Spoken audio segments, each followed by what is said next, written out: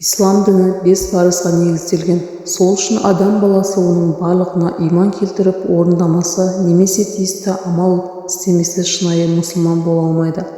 Біріншісі, Аллахтан басқа тәңір жоқ екендігіне және Мұхаммед Алланың елшісі екендігіне куәлік беру. Бұл куәлік ислам дінінің кілті. Ислам дінінің негізі осы болып табылады. Ля иляха илlallah аудармасы Алладан басқа тәңір жоқ, ал мағынасы жалғыз Аллахтан басқа құлшылық қылуға лайықты тәңір жоқ. Екінші, намаз оқу.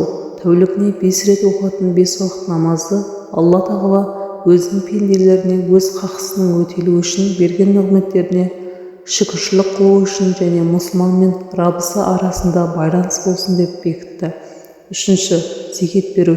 Зекет дегеніміз байлығы мен мал дүниесі белгілі нысапқа жеткен дәулетті мұсылманнан кедей кембағалдарға жылына 1 рет беріліп тұратын садақаны айтады.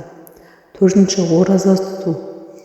Барлық мұсылмандар хиджра есебімен жылдың 9 айында ораза тұтады.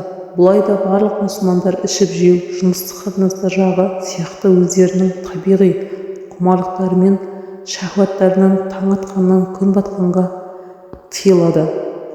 Бесінші, қажылыққа бару.